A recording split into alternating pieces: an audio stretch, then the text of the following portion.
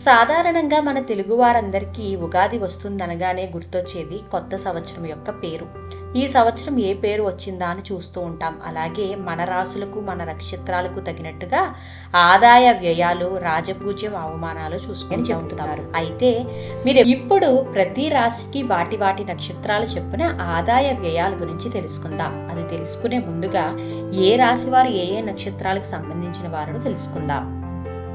అశ్విని నక్షత్రం 4 పాదాల వారు, భరణి నక్షత్రం 4 పాదాల వారు, అలాగే కృత్తిక నక్షత్రం 1 పాదం వారు మేషరాశికి సంబంధించిన వారు.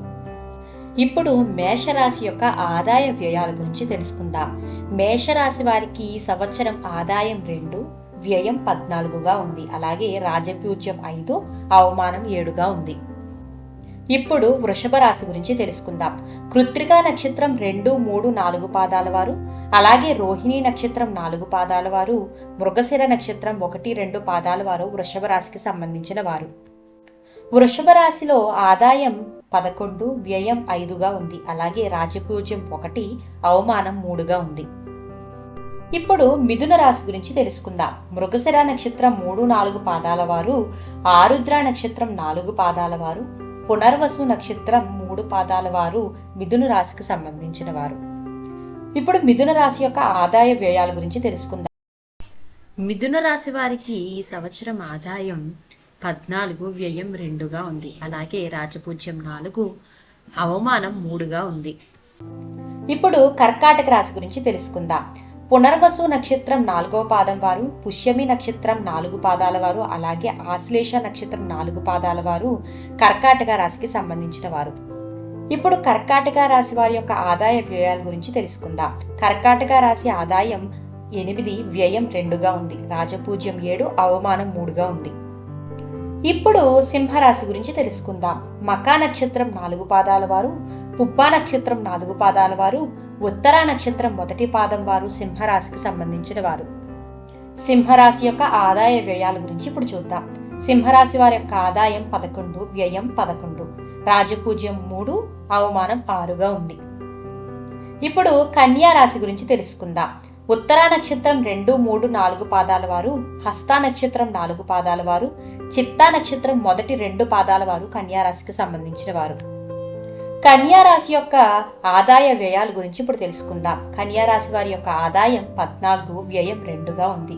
రాజపూజ్యం 6, అవమానం 6గా ఉంది. వీరికి కూడా మిథున రాశి వలె ఈ సంవత్సరం బాగుంది.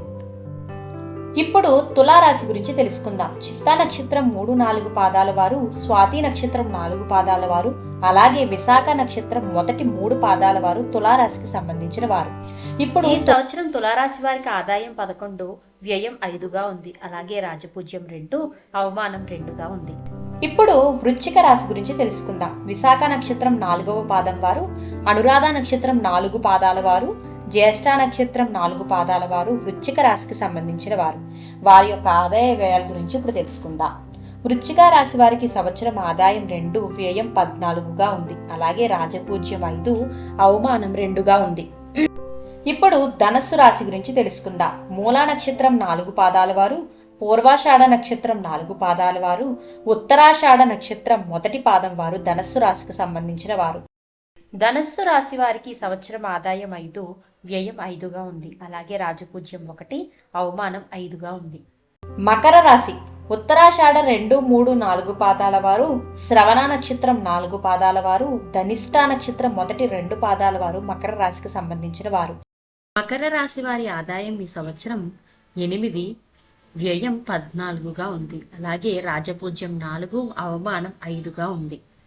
ఇప్పుడు కుంభరాశి ధనిష్ఠ నక్షత్రం 4వ పాదం వారు, శతభిష నక్షత్రం 4 పాదాల వారు, పూర్వభాద్ర 1, 3 పాదాల వారు కుంభరాశికి సంబంధించిన వారు. ఈ సంవత్సరం కుంభరాశి వారికి ఆదాయం 8, వ్యయం 14గా ఉంది. అలాగే రాజపూజ్యం 7, అవమానం 5గా ఉంది.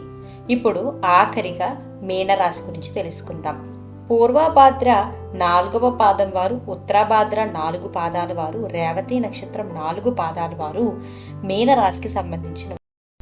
మీనరాశి వారికి ఈ సంవత్సరం ఆదాయం 5, వ్యయం 5గా ఉంది. అలాగే రాజపూజ్యం 3, అవమానం 1గా ఉంది.